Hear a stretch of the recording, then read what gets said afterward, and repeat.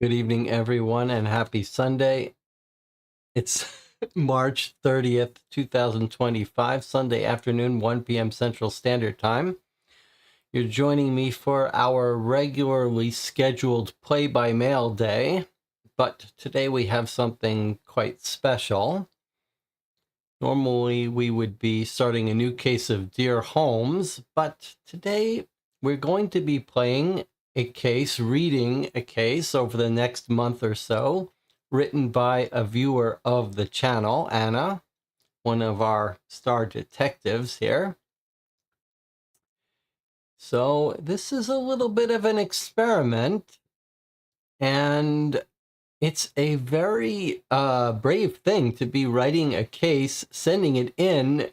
You can't play test it, really. You just have to hope for the best. So thanks to Anna for agreeing to do this.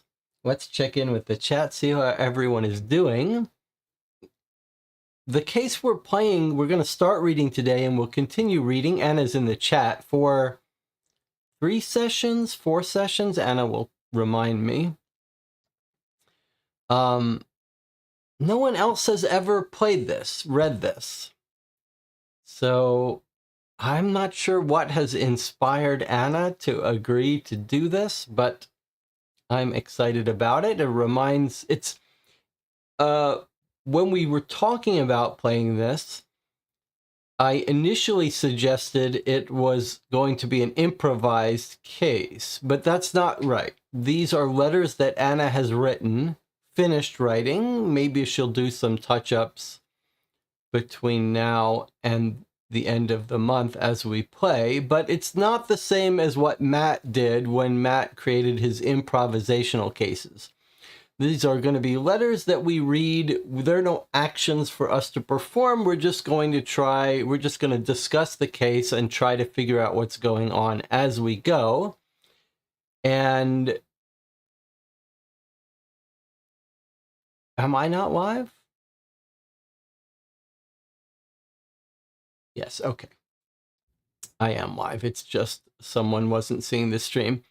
There was a little bit of hiccup at the start of the stream. I was trying to change the resolution to make it higher resolution, and YouTube didn't like that, so I had to switch back. So if you had the stream loaded in the beginning, it may have been not showing for you. All right, let me check in with the chat, see how everyone's doing. Penguin has stopped by. Penguin is a new Patreon supporter of the channel. I really appreciate that. Asks if we have access to today's letter. So if it's okay with Anna, I'll upload the letter, the PDF, for the channel after the stream in case you want to read through it yourself, print it out, and mark it up. What else do we need to talk about before we get started? Debbie has finished moving temporarily. I'm not sure what that means. I just moved in with my family temporarily. I see. Okay. Okay, Anna says it's okay if we upload the letter. So the letter will be in the description or in a comment of this video after I upload it. Now, there is one important warning that Anna told me to make sure I pass along, which is that she's written this mystery, this case, based on a true story. So that means you should not go searching the internet for the details of this story, or you will get the answer early before you want to. I always worry on this channel that we're going to get people that want to have fun by spoiling some of these cases by giving the answers. I'm not sure why that hasn't happened yet, knock on wood. It won't happen, but don't ruin the experience for yourself by searching the internet. And Debbie Levy, who's the resident editor here on the channel, who helped me edit my cases for New York Noir and has helped others edit cases, is also assisting with the editing of Anna's case.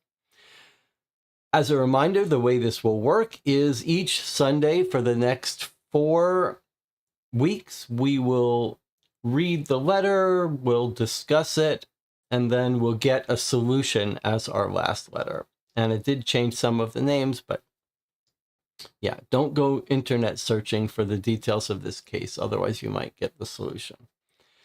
Okay, other bit of bookkeeping that we need to cover before we start here. Is there any, I guess I was trying to experiment with improving when I record these, when I broadcast them, they go out very sharp. But I have noticed that some of the YouTube live streams, especially when I'm zooming close up, feel like they could be higher resolution. So I'll be trying to experiment with that a little bit more this week.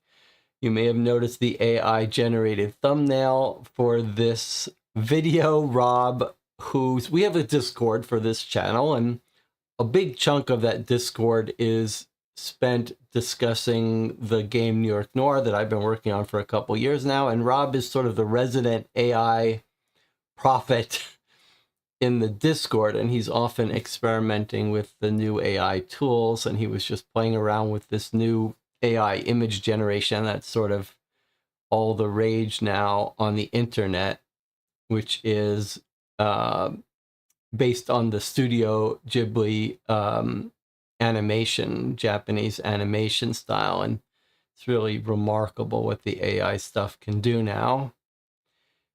We may not have many years left of the human-generated stories and mysteries, so we should enjoy it while we have a chance. The chat, the thumbnail makes you look younger. Yes, I accept. I get that. I mean, I'm not happy with that. Rob's first animation sample he sent me, I said, okay, that's great. Now make me look better. Now make me look. Might as well, if you're creating the AI art of yourself, give it some prompts to make you look better. Yeah. Okay. So anything else to talk about before we get started? Probably we'll play another 7 Citadel session on Monday, probably. And we're almost done with 7 Citadel. Last week we played the first box of a 50 Clues sci-fi mystery box, which was very good. But the new Patreon member, Penguin, reminded me, I've promised to let the Patreon members help decide some games we play occasionally. And so if you are a supporter of this channel, please let me know what game you want to play next, and maybe we'll try to schedule that in. All right.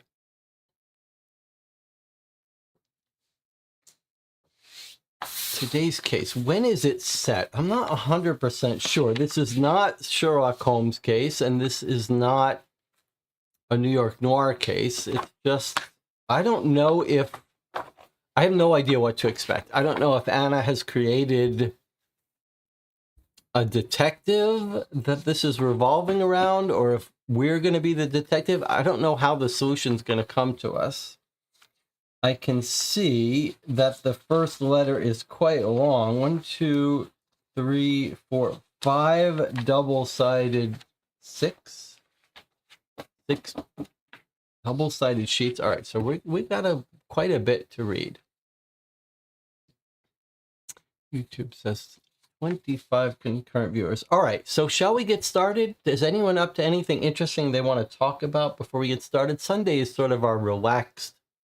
It's all relaxed. If we're late night, it's our relaxed late night stream.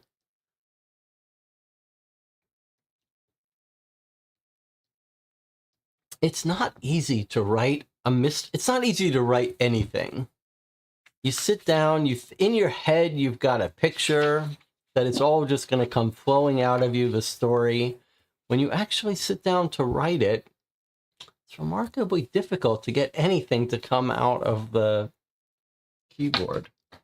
All right, so when we play the Dear Holmes letter, I normally try to mark them up with an overlay so that I don't actually write on the letters themselves. But because this is printed out, we can write away on this. All right, let's see. Let's start today's letter.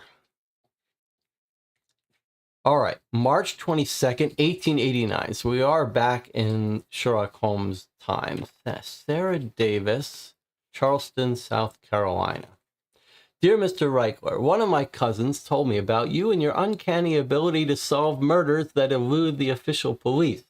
That's why I'm writing to you now. I'd like to ask for your help in a murder case, because I don't fully trust the officials to uncover the truth. I suspect there is a political conspiracy behind this horrible crime, so they might try to cover it up somehow. My husband, Francis Davis, was found dead 10 days ago in the park not far from our home by an older gentleman who was walking his dog there. Someone struck him on the head so hard he died instantly. The police are investigating the case, but they seem perplexed about what had really happened, and they haven't got a single suspect after more than a week. They told me a few people heard some sort of argument around the time this horrid thing happened, and someone supposedly saw a man limping from the scene. I told them there were 2 people who insulted my Francis in the last months and who wanted to duel him, but they don't seem to think they were the perpetrators. Cousin Davy said I should write down everything I can think of in connection with the case and try to gather similar testimonies from everyone who might know anything about it, so you and your team can read all these letters and figure out who the culprit was. So that's exactly what I'm doing right now. I'll write down in the first letter all I can think of which could be useful, then I'll send you other letters I collect from other people who are willing to help me. First, I think I'll write about Francis and our life a bit more, just so you know who he was and what his role was in our community. Okay, so we're hearing from the wife of someone killed, Francis Davis, killed 10 days ago, found in the park. We've already got some interesting details. Witness supposedly saw someone limping away. Couple people that wanted to duel him. Okay, now we're going to learn more about Francis. Francis was born in London in 1841, christened Austin John Bradford. He was the eldest son of a Catholic family that dated back to the Wars of the Roses. After graduating from school, he took up writing as a career. He also fell in love with the Civil War. At that time, many Englishmen saw the war between the states as a highly romantic struggle. In the fall of 1861, he announced his plan to join the Confederate forces. His father tried to stop him, declaring that Austin would get himself hanged and disgrace the family name. My husband responded by changing his name, so the only name to be disgraced would be his own. He adopted a nom de guerre and was known from then on as Francis Warrington Davis. He volunteered for the Confederate Navy and in early 1862 sailed from England to America. Shortly after his arrival, he left the Navy to serve in the cavalry. Francis acquitted himself well, fighting at the Battle of Mechanicsburg, Second Battle of Bull Run, and in 1863 at Gettysburg. He was wounded once and taken prisoner twice, and in 1864 he was promoted to captain. At the end of the war, he was rich in distinction, but nothing else. He said he had a penknife and $5 to his name.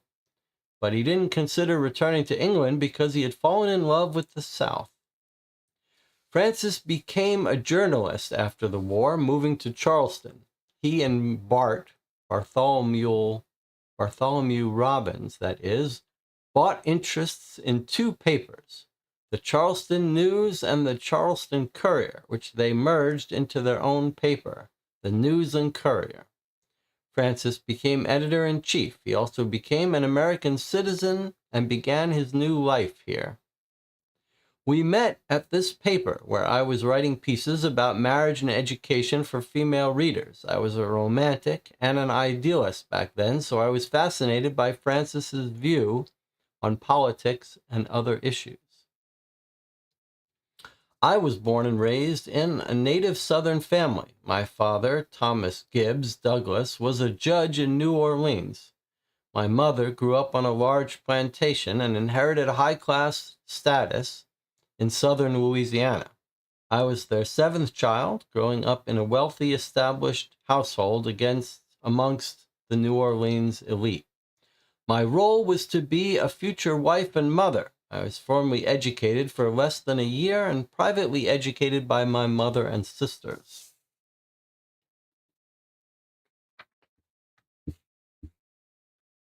My father, while firmly invested in the South, originally wanted the Union to remain together. However, once South Carolina seceded from the Union in 1860, he supported the Confederacy, and I followed his lead.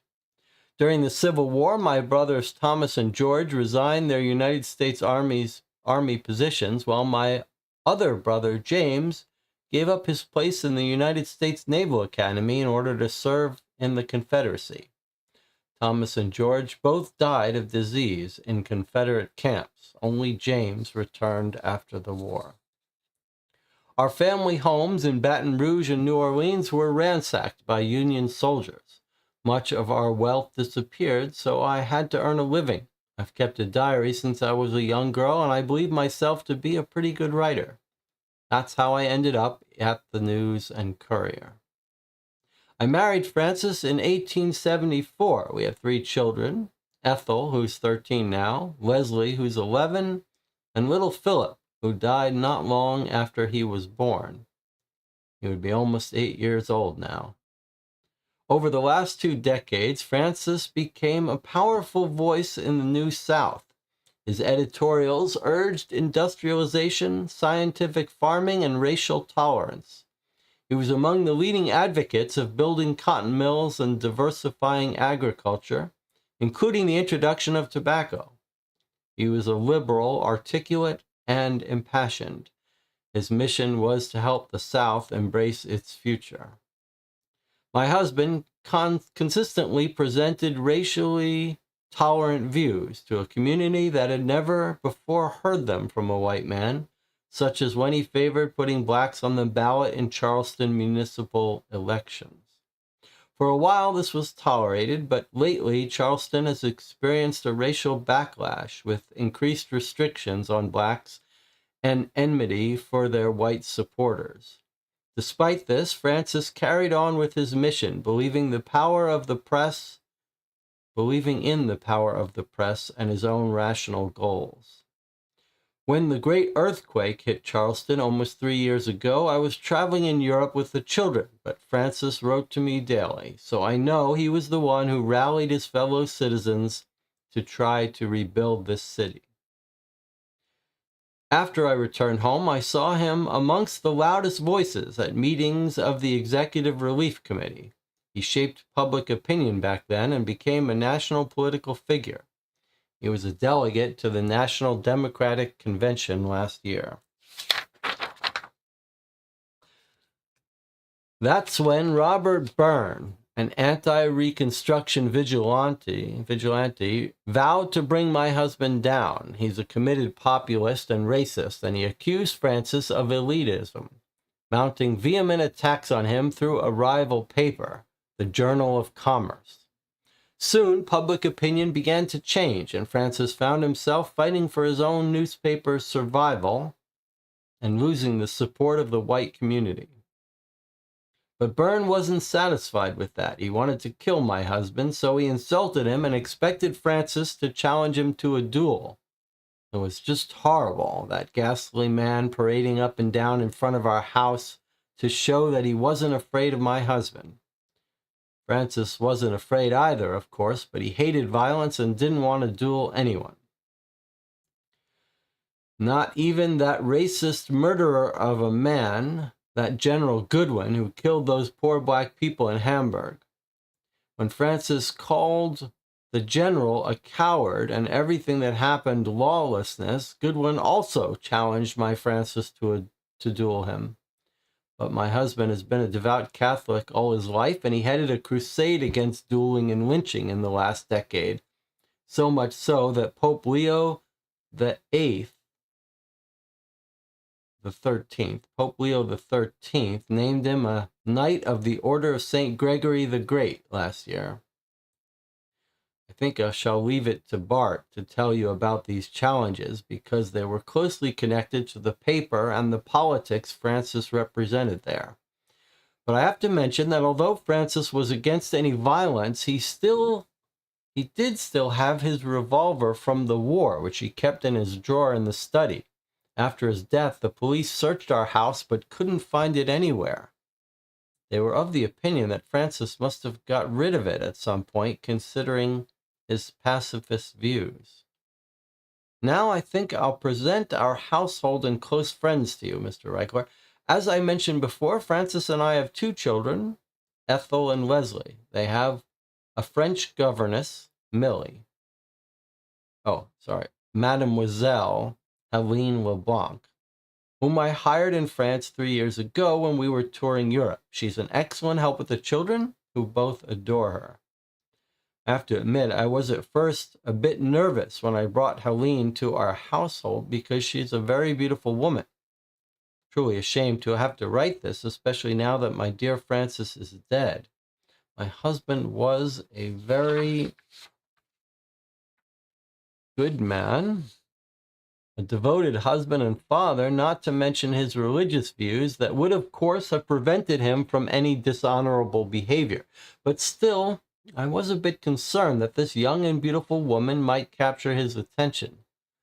But thankfully, Francis never showed any improper thoughts towards Mademoiselle LeBlanc. As for the servants, we have a cook, Mrs. Brody, who's been with us for 10 years now. Her husband, Mr. Brody, helps out with various tasks around the house. We have a maid, Susan Milton, an older woman who I also hired 3 years ago after I returned from Europe. All of the servants are reliable, and we always thought of them as part of our family. They were devastated when they learned about dear Francis's death. There is one additional member of our household since last summer, my sister, Miriam. She's married, so her full name is Mrs. Miriam Potts now. Unfortunately, her husband, Alcee, is a drunkard and a violent man, so my poor sister had to leave him last year when she could no longer stand his constant abuse. Frances and I have provided her shelter ever since. My parents are unfortunately of the old-fashioned opinion that no matter what happens, a wife's place is beside her husband, so Miriam has nowhere else to go. And no one dares to even mention the word divorce, of course. That's the South for you. It was a little awkward at first, especially for Miriam. After all, she was used to controlling her own household. But after a few months, we found our new rhythm. Her horrible husband showed up on our doorstep a few times to demand his wife back, but Frances confronted him and told him Miriam was free to leave any time she wished, but if she elected to stay with us, there was nothing Alcee could do about it. The hard man threatened him with violence, but my brave husband wouldn't budge, so he had to go away without his wife every time. My brother-in-law was furious, naturally. Meanwhile, Miriam has become a secretary of sorts for Frances, typing all his letters and articles. And she also assists me with the education of the children. She'll write out her own letter to you, so you'll be able to hear directly from her as well. You might hear the tornado sirens in the background. My husband also had an assistant, Mr. David Reed, a young man who is an aspiring journalist, but very poor indeed. My Frances offered him a job as his personal assistant at the paper and a room in our attic until the young man could afford his own accommodations. To tell you the truth, Mr. Reichler, although at first I found my husband's generosity most heartwarming, this particular young man hasn't made our family life easier. He has lived with us for more than 2 years now, and I haven't seen any signs of him looking for any other accommodation during this time. He's always in a bad mood, and he's very touchy as well, so we have to walk on eggshells in our own home if we don't want to accidentally insult him. I tried to discuss this problem with Frances in the last few months because, with Miriam also living here and our financial situation worsening from month to month, it became very hard to run our household. But Frances always said the time wasn't right for a discussion like that. The strange thing is, Mr. Reed wasn't here the day my husband died. I remember Frances getting angry about it that afternoon. He wanted to discuss something urgently with his assistant, but no one seemed to know where he was or even when he left the house. I don't even know when Mr. Reed finally came home. Can't remember anything from that day after the news of my poor Frances's death reached me. But it seems I don't have to worry about him anymore because this young man moved out from our attic a few days after my husband's death. It was the proper thing to do, of course, after his employer died and his employment as an assistant ended. I've already mentioned Bart, who's our oldest friend in this town. Frances met him after the war when they worked together in Virginia at a local paper. Bart joined Frances in Charleston later when they bought a paper here, and a few years after that they started the News and Courier together. Frances became editor-in-chief, but Bart remained a silent partner. But he was a family friend as well, and I invited him once or twice a month to come to dinner. He was always supportive to Frances and proved a loyal and true friend, even if it meant financial ruin to him. And he has remained my support after my husband's tragic death. He was the one who encouraged me to write to you. And I told him how I'd heard about you from my cousin, Mr. Reichler. Finally, I'd like to mention another person who is a regular visitor to our house and remained part of our life even after my Frances became a social pariah in the town. This man is Dr. McCormick, our children's physician. We got to know him after I returned from Europe and was looking for a new physician for the children, because our old doctor retired while we were away. Dr. McCormick visited us often, not only when the children were sick, and he became a friend to our family. He always examined Ethel and Leslie when he was here, just to be sure they were well and healthy. I can't tell you, Mr. Reichler, what a comfort this was to me amongst all of our troubles. At least I could be certain about one thing: the children were well taken care of. Now that I have presented everything else to you, I think I must write about my dear's last couple of days. It's very hard, of course, but I must be strong. There's not much to tell, though. That's why everyone is so perplexed about what could have happened to Francis on that fatal day. I told the police he was a bit distracted and seemed preoccupied on the day of his death, but sadly this has been his normal state for the last couple of months. He had all kinds of troubles because of his politics in the paper. I knew he was doing everything he could to save us from financial ruin, so I was walking on eggshells around him. Back in happier times, it was his habit to take a walk in the park before dinner, to clear his head and work up his appetite, as he always said to me. It's true that in the last few months he often came home far too late for that, or locked himself up in his study instead. But on the 12th, he came home from the office around 6, went to his study for an hour or so, then told me he would take a walk in the park before dinner. I was very happy when I heard this, thinking maybe things could get back to normal after all. But of course, that's not what happened that day. I asked the servants and Mr. Reed to give a statement about my husband and the day he died, or anything else they thought might be important. Miriam offered to help with this. She will type out all of their statements soon, so I can forward them to you, Mr. Reichler. I really hope you'll be able to find the murderer of my husband. I would be very grateful if you did, not to mention relieved that the guilty person will receive his deserved punishment for such an unforgivable act. Sincerely, Mrs. Sarah M. Davis. P.S. Bart's already talked to those scoundrels who wanted to duel my Francis and gave me a summary about his findings. His detailed letter is not ready, though, so I will post that one with my next letter. All right, so we just have 2 more typewritten letters to read, but I should take a break if there's going to be a storm outside. I don't know if you can hear it. Okay, Anna has a little bug note. She says, Doyle challenged Francis, not Goodwin. The wife wrote Goodwin. Okay, so if you tell me what page that's on, I'll make a little note on the printed page.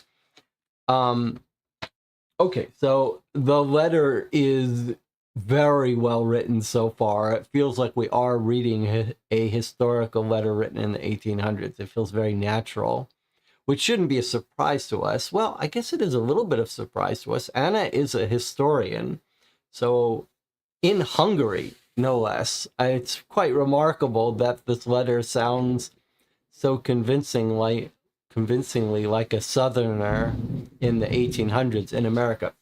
But I did want to note, before I finish reading this, there is a pretty severe storm outside. I don't really worry about tornadoes here. I live in a building built in 1929, but made of steel, one of the first fireproof buildings in this town. But it's possible that we'll get an electrical outage. I am mostly on battery backup here, so it should be fine. But if we lose connection, you should just go back to the YouTube page and check for a new stream, or on the Discord or whatever. So we'll keep going. But if the channel goes out, you'll know why. If for some reason I can't connect today, we'll continue tonight or whatever. Okay, Anna says the bug was on page 4. Not a bug, we'll just consider it someone writing, let's see, someone that she got it wrong, as you said. Okay, Doyle challenged Francis, not Goodwin. Okay, General Goodwin killed all those people. Goodwin also challenged Francis to a duel. So you're saying this was not that Goodwin challenged. Doyle challenged. So we have two people that challenged him to a duel. Robert Byrne, we're told about. And then General Goodwin is not the second person to challenge him.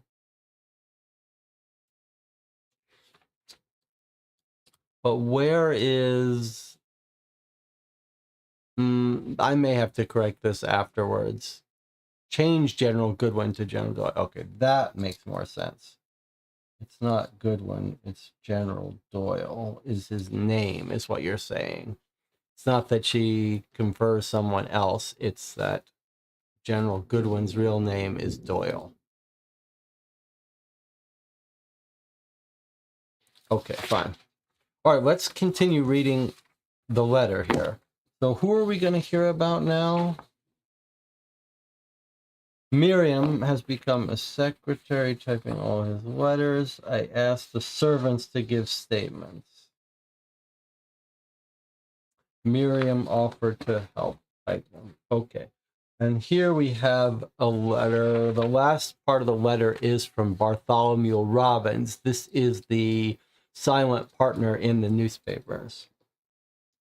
Okay, let's read this. March 21, 1889.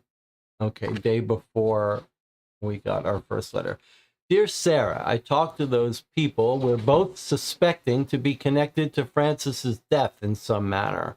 All three of them, General Goodwin and General Doyle from the Rifle Club and Colonel Byrne from the Journal of Commerce.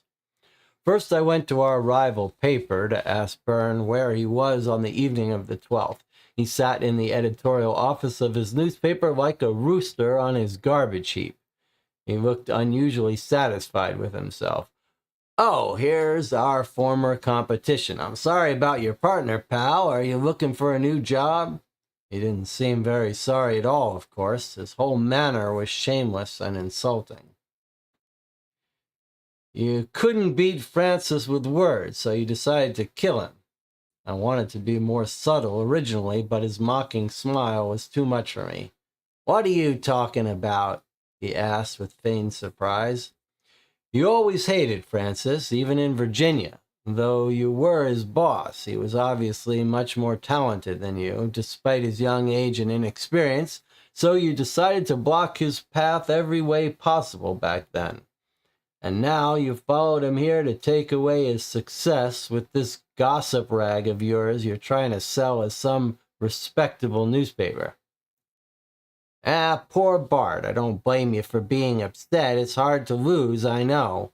Because, let's be honest here, I did beat Francis with words. Face it, old boy, no one is reading your paper anymore. But I know how it feels. I lost too, remember? When you left me in Virginia all those years ago, without advance warning, I might add. So my bosses saw me as a poor leader and fired me at once. Took me a lot of effort to climb back up the ladder to my current position, but I did it. And now you're at the bottom of the barrel. How does the saying go? What goes around comes around. He grinned like the cat who ate the cream. What a hateful man. We clearly interpret events that happened in the past very differently. So tell me only this. Where were you last Tuesday around 7:30 in the evening? I only asked him. I don't think I need to tell you anything. You're not the police. But you know what? I'll tell you anyway, for our old friendship's sake and because I don't have anything to hide.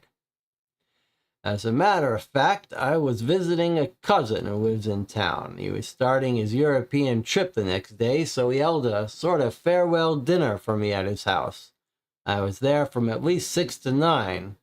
As you can see, I was nowhere near that park poor Francis met his fate in.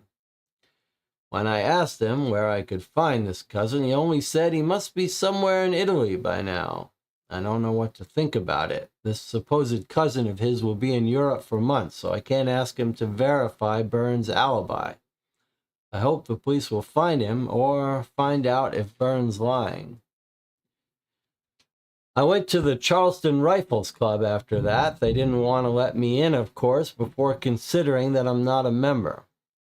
Oh, they wouldn't let me in, of course, considering that I'm not a member. But I didn't let them send me away. I demanded to talk to Goodwin or Doyle, or preferably both of them. Finally, a member came out and told the concierge she can let me in for half an hour as a guest. After that, they showed me to the lounge where I found our generals talking with a group of people. I asked them if we could talk for a moment, so they led me to a private room.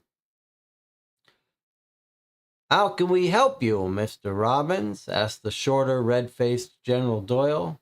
Goodwin only lit up a cigar and looked out the window, seemingly bored. "I'd like to ask you about my friend's death," I only said, looking straight into Doyle's red face. "I'm afraid I don't understand what you mean," he answered without batting an eye. "Well, he thinks one of us killed Davis. Isn't that so, Mr. Robbins?" asked Goodwin from the window, not even looking in my direction. "Ah, that's ridiculous," waved Doyle dismissively. "I don't think it is. Both of you were known enemies of Francis. You, Mr. Doyle, even challenged him for a duel before," I retorted. "Ah, my name's General Doyle, but you're right. As you said, I challenged him, and he cowardly fled my challenge. After that, I didn't consider Mr. Davis a gentleman anymore, so he practically ceased to exist in my eyes." "Yeah, it seems very noble when you say it like that, General, but my friends and I have very different ideas about what makes someone a gentleman and what makes someone a coward," I snapped back. "I suggest you think carefully about your next words, Mr. Robbins. You're walking on thin ice here." Doyle's words were chilling. I didn't want to give them any reason to challenge me, so I decided to get to the point. "Look, I only wanted to ask you where you were last Tuesday around 7:30 in the evening. And I don't mean to insult you with this question. I just want to ease a widow's anxiety about her husband's sudden death." Doyle looked at Goodwin, then Goodwin looked at me for a few moments before answering. "We both spent Tuesday evening in question, as most of our evenings, here in this club. We were talking, reading the paper, and having dinner around that time, I believe." Doyle just nodded. "That's right." "Look, Robbins," continued the taller gentleman, "we didn't need to kill your friend. Your paper and Davis's influence in the party was ruined already. I think you know that. And tell Mrs. Davis we're sorry for her loss. It will be a hard life for a widow with 2 children, but no support," he added when I took my hat to leave. As you can see, General, she's not without support. I'm here to help her in any way I can. Thank you for your time," and I left them there. That's it for now. I'll write out another detailed letter, of course, but I need to ask for your patience for a few more days for that. I hope this helps that consulting detective of yours in the meantime, though I guess these alibis I discovered would need to be checked by the police. Sincerely, Bart. Okay, so there's our first letter. Very evocative of the time. I guess we shouldn't be surprised because of Anna's background, but it is surprising to me how good the letter was. Really, we're really back in the South in the 1800s. Okay, let's go over it. Let's mark up any notes, but first let me talk to the chat, see how everyone's doing. Somehow YouTube says we have 30 concurrent viewers. That seems abnormally high for us here. All right. Just a reminder, we're going to get new letters in the next 3 or 4 weeks. In the end, we'll get a solution, but we'll try to figure it out beforehand. We've got some odd facts and a bunch of suspicious people. Let's go through it, and you can point out as we go if there's anything noteworthy that you see. Okay, so we're contacted by the wife because Francis Davis, her husband, dead 10 days ago. So that would be March 12th. In the park, where he sometimes goes to clear his head before dinner. We're told the details of his death. Someone struck him on the head. He died so hard he died instantly. Back of the head, front of the head, we don't know, but that's not really what you do in a duel. That's typically someone sneaking up behind someone in a cowardly fashion to kill them. And then we've got the weird facts of the case. So remember, she's not a police officer. She's just relaying what the police told her. So we don't know details that the police know. But an argument beforehand and someone limping from the scene. Those are details of the fact. And the wife is suspicious of two people that challenged him to a duel. All right, then she discusses why she's reaching out to us, etc. Then we get a little bit of history of him. He's actually British, somehow got inspired by the Civil War in the States. This very cool thing, how he changes his name so as not disgrace the British family, takes a boat in to America, joins up with the South in America. The Confederates, he fights, and he becomes a journalist and moves to Charleston, South Carolina, in the South of the United States. He partners up with Bartholomew Robbins, and they start a paper. His wife, who's writing us, was a correspondent in the paper. That's how they met. Okay, and then we get more history of the South and the two families. And the Union, of course, won the Civil War. They get married. They stay in the South. They've got 2 daughters and a son who died. And then the husband, Francis, becomes a political voice with his paper in the South, preaching racial tolerance, which certainly could be an angle here for someone wanting to harm him.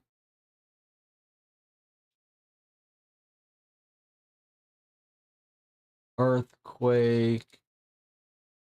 Now she becomes a Democrat. Okay. And then we hear about one of his enemies, Robert Byrne. Anti-Reconstruction vigilante, vowed to bring my husband down. Populist, so he's got political bone to pick with our guy and racism angle. But looks like he's mainly accusing him of political problems, and he has a rival paper, Journal of Commerce. Okay, so he's a rival, and in fact, he gets the upper hand in the battle of newspapers, and Francis's newspaper goes out of popularity. And we're told over and over again by the wife, Sarah, that they're encountering financial difficulties, financial ruin, perhaps. And then she says, but Byrne is not satisfied just to run him out of business. He also wants to fight him. He challenged him to a duel. But the husband refuses to duel. Okay. But if someone is so fixated on the honor of dueling, it seems unlikely that they would hit someone over the head. But if they got into a fight, maybe. Okay, then we're told a second person has become an enemy, this General Doyle, who served in the Civil War, also challenged my husband to a duel. Okay, so this is our first our duel challenger. Here's our second one. But Francis is a pacifist, won't duel. But he did have a revolver, according to his wife, which he kept in his drawer in the study, and that's going to go missing, which is another big clue. What has happened to this gun? Police said maybe he gave it away since he's a pacifist. Wife says not so. Then we hear a little bit more about the other people in the house. We have Mademoiselle Helene LeBlanc, the French child's tutor. Then we have an assistant, David Reed, also an aspiring journalist. Room in our attic. So he's the one who lived with them. So if we think someone has stolen the gun, it could be this guy. Wife doesn't love this guy. He's living in their attic, but he's very touchy. So we don't insult him. So he can be insulted easily. Francis said, time to get rid of this guy after 2 years. And the husband says it's not the right time. And then she says, it's a little strange because she doesn't know where he was when the husband died. Normally he's up in the attic, but he's missing. Francis is angry about it. Angry about this guy is missing. He wanted to discuss something urgently. What does this matter? We don't know. Hopefully we're going to hear about it. No one knew where he was. Very suspicious. She doesn't know when he left or when he came back.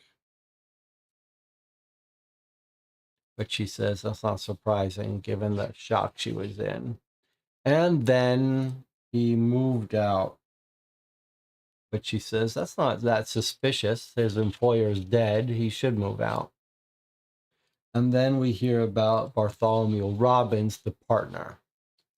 They met at a local paper. Then they met up in Charleston and formed the News and Courier. But he was also a family friend. He's sort of beyond suspicion for a couple reasons. He's remained the support after the death, but not only that, he's the one who, let's see, he's religious. No, that was from our previous.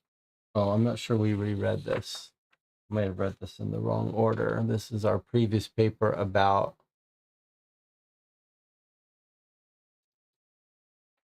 all right, I'm going back. This is the side of the paper I didn't read. I need to staple these, but this is what she's talking about, Helene LeBlanc. Okay, so her husband didn't ever show anything improper toward LeBlanc. She has a cook, Mrs. Brody. Her husband helps out. A maid, Susan Milton, from 3 years ago, all devoted. Then the sister, Miriam, and her abusive husband, Alcee, who's living in the house. Husband stands up to Alcee, the husband of the sister, and that makes him furious. And Miriam, the sister, has become the secretary, typing up his letters and articles. She's going to write to us. Okay.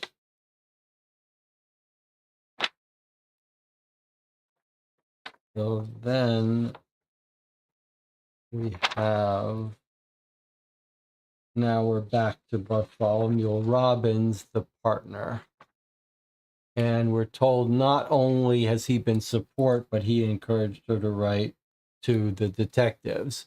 That's sort of a, it's rare that someone would, it puts him beyond suspicion, because otherwise why would he be encouraging her to find a private investigator? Okay, then we got one other person, Dr. McCormick, who looks in on the kids and is a family friend. She says that's about it. And she says, okay, let me tell you about the last couple of days of his life. He was distracted, preoccupied on the day of his death. But that's been normal for a couple of months. Because of politics. He was trying to save them from financial ruin. Okay. It's his habit to take a walk in the park, but he's been coming home too late or working. And so this is, now we've got details about the day of his death. He came back from the office around 6, went to study for an hour or so, and then told me he would take a walk in the park, I guess around 7 p.m.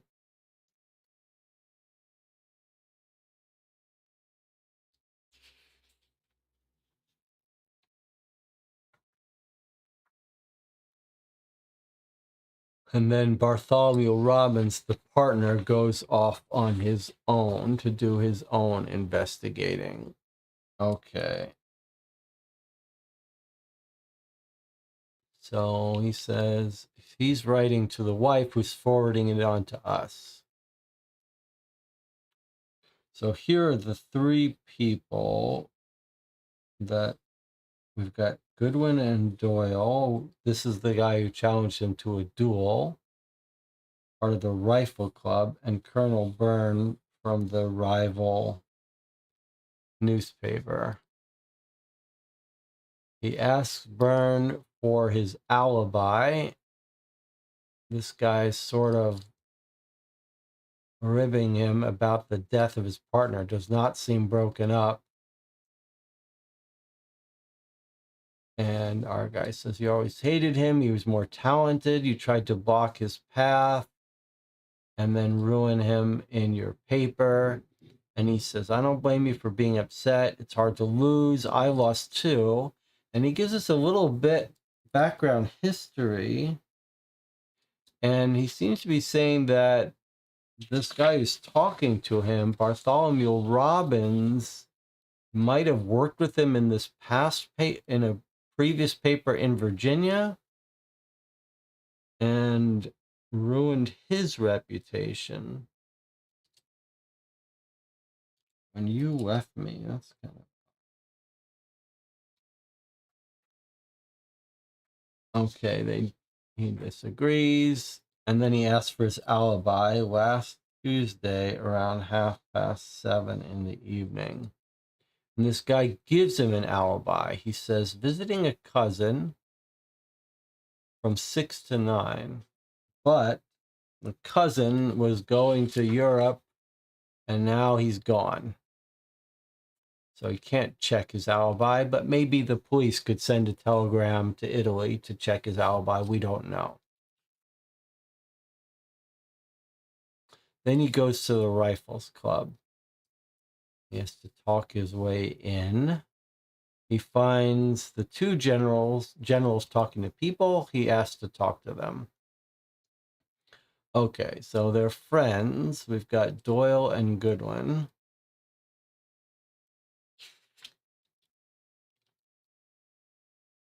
I'd like to ask you about my friend's death. Looking into Doyle's red face. I'm afraid I don't understand what you mean. And then another one says, he thinks one of us killed him.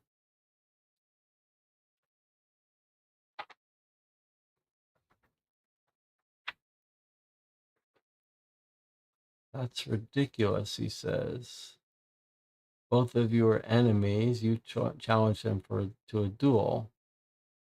And he says, don't call me Mr. Doyle. I'm General Doyle. I challenged him. He cowardly fled my challenge. After that, I didn't consider him a gentleman, so he ceased to exist. He says, watch how you talk to me. And now our guy doesn't want to get challenged to a duel, so he shuts up. But he says, I just need an alibi to give the wife. Doyle looked at Goodwin, then Goodwin looked at me. We both spent Tuesday evening in question, as most of our evenings, here in this club. Okay, so that's their alibi. We were talking, reading the paper, having dinner around that time. Around what time? I mean, everyone knows he's dead, so maybe they do know about the time. Okay, he does give them a time, around 7:30, where you were. So he asked them, where were you on Tuesday 7:30? And they say, we were here having dinner around that time.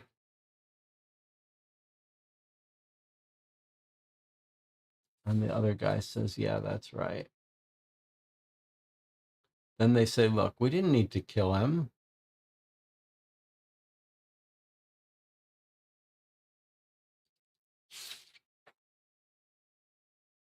All right, so there's our paper. It doesn't sound like a premeditated murder, actually, from the scene of the crime. First of all, the people who are his enemy don't seem like they have, that we're told about, don't seem like they would have reason to have to premeditatively killed him. They're all, they may not like him, they may be trying to ruin him, but it doesn't sound like a premeditated murder by those people. And in fact, the description we have about the incident doesn't sound like a premeditated murder. Argument, and then someone limping from the scene. That sounds like a fight gone wrong.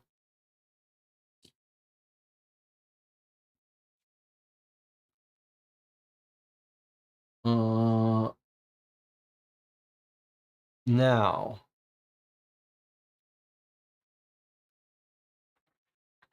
does anyone he talked to exhibit any signs of limping?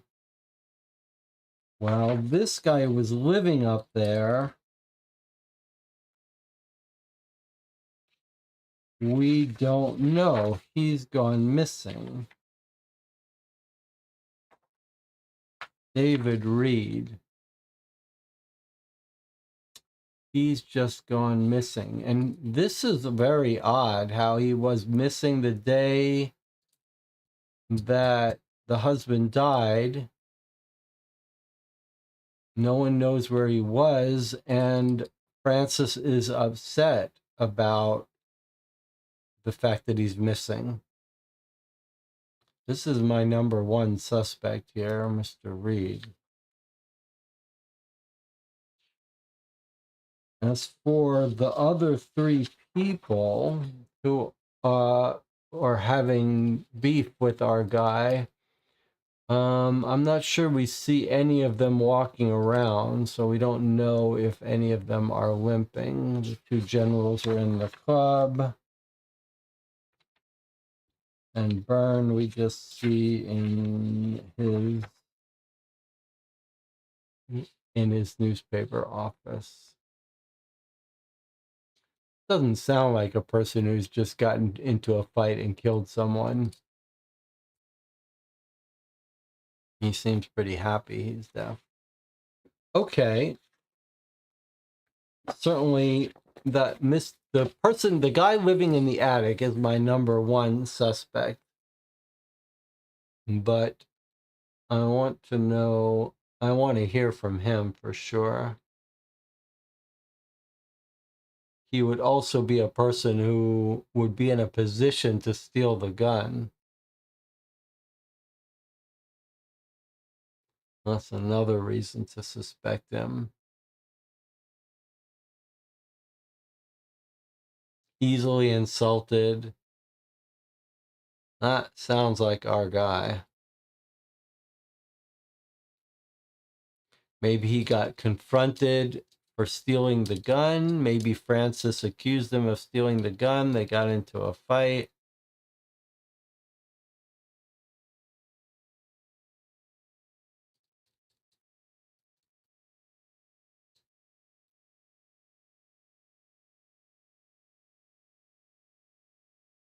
Okay, any other thoughts from the chat?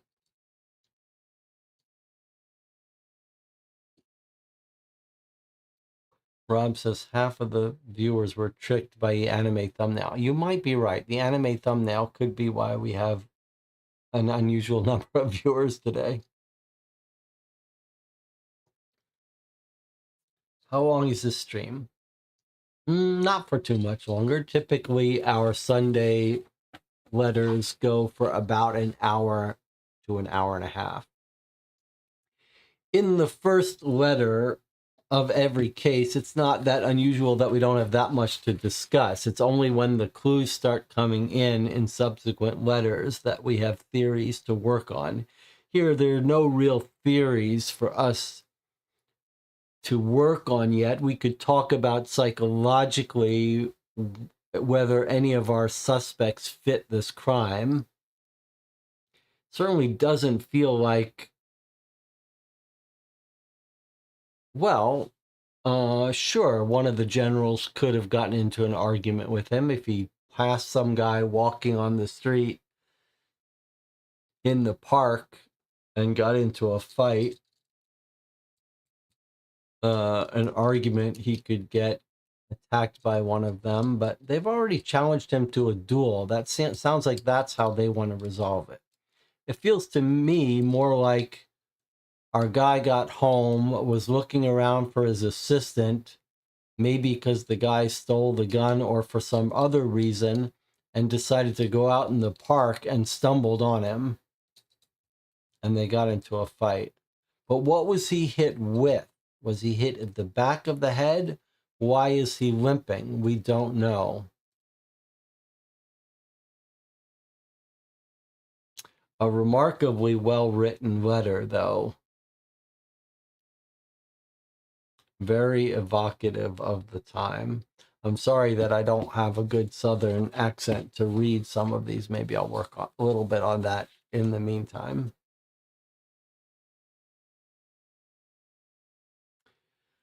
All right. Anything else? Anything else anyone wants to point out? I'm leaning towards the husband. What does that mean?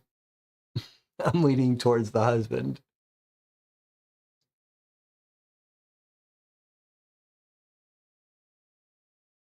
I'm leaning towards the husband. Who is the husband? The husband's dead.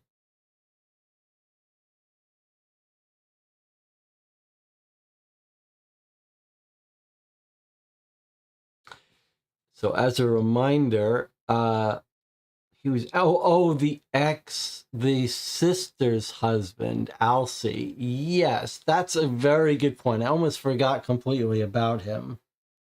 Yes, it could absolutely be that our guy is confronted in the park by the sister's husband who wants his sister back. Yes, that's very good. Would be suspect number 2. He's the kind of guy that you could get into a fight with, an argument and then a fight with, who might hit you at the back of the head. Any early theories about the limping? Like, people hear an argument. Why would the culprit be limping? It does make sense that the sister's husband would be a very good candidate.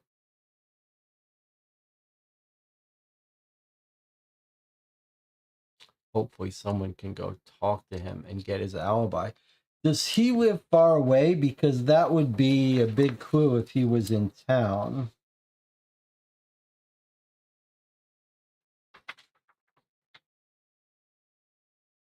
Miriam. Okay, let's just see. Sister. I want to see how far the sister lives, because if Alcee has had to travel in, let's see.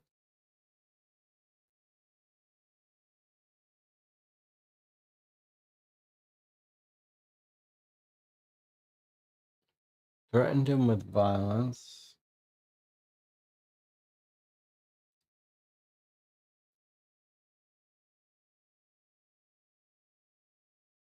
Her husband Alcee is a drunkard and a violent man.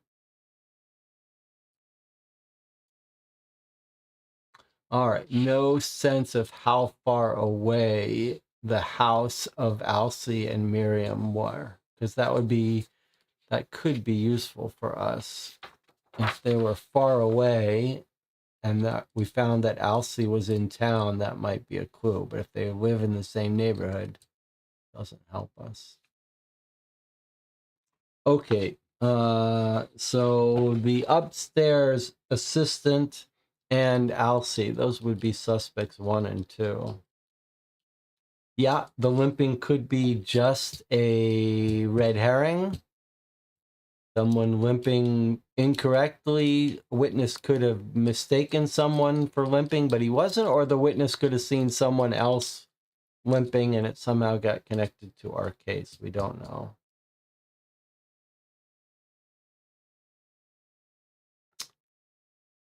The gun could also be a complete red herring, but if our culprit stole the gun, then that pretty much points to Reed, the assistant who lives upstairs.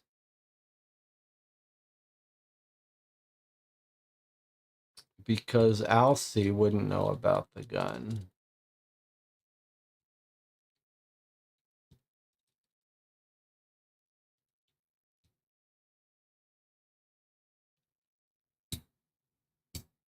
All right. Lots to think about. Looking forward to the next letter. Do we have a murder weapon? We don't have a murder weapon. We know he was hit on the back of the head so hard that he instantly died. That would have to be a pretty brutal item that hit him on the head with some real force. But yeah, he could have been the handle of a pistol, I suppose. But boy, you'd have to hit someone really hard with a pistol. That would be pretty hard to do. That would be pretty hard to hit someone in the back of the head with such force that you instantly killed them.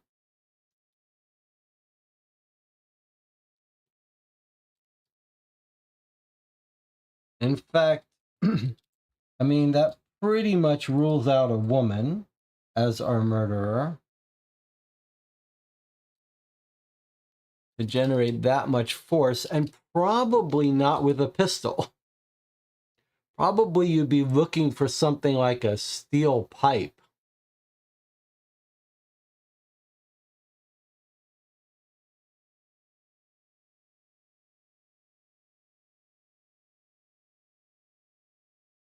Or a truncheon or something.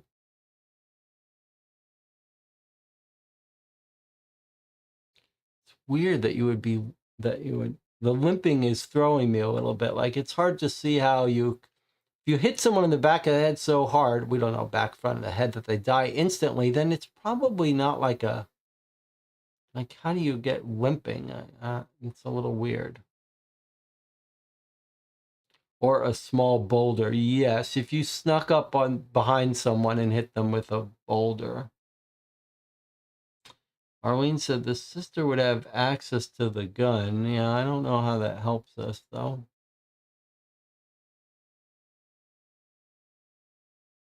Bat, yeah. All right, we're going to end it here. I'll see you all next week for the second letter in the series, Death of an Editor. Very exciting. Matt says, I like the cane theory. Yes, people been carrying around canes. That's a very good idea. To look for someone walking around with a cane. Well, our young man upstairs wouldn't have a cane. Would the generals? Could that's interesting. Could we be okay, before we sign off, this is a very good, interesting point. First of all, we could have a culprit that's not even mentioned in the letter, but this is a good example of how sometimes the mind doesn't think of things. Like, let me see, who suggested the cane theory? Matt C says, I like the cane theory, but who suggested the cane theory first? Amato Rose is making the point that I was remarking that I overlooked. So I kept saying, so Amato Rose gets credit for this idea. So, and Buddha Bell said cane. So my brain was naturally going, how do you get injured in a fight that you're limping away? And I was trying to think, well, it's a weird situation where you kill someone with a strike at the back of their head. How do you get injured and you're limping away? But the point here is that why am I assuming that the limp was caused by a fight that happened at that time? Might it not be more consistent to say that the culprit has a pre-existing limp, and then if they have a pre-existing limp, then they have a cane that they walk with, and the cane could have been used to kill him. Then we're looking for someone with a pre-existing limp. To me, that feels a little better, a little more likely than that you would get injured during a fight that would cause you to limp. I like this idea. Doesn't sound like we've met anyone with a cane and a limp, though. So we'll be keeping an eye open for such a person. All right, for real now, we're going to sign off. I'll see you next week for the next letter. Anna, thank you so much for writing this for us. Quite exciting. We'll be playing something else over the course of this week as well. You can let me know on Board Game Geek, on the guild for this channel. There's a link on YouTube, or in the comments, or on Discord what you'd like to play. Maybe we'll play another Unsolved Case Files. We'll see. Anyway, thank you all for joining me. I'll see you next week.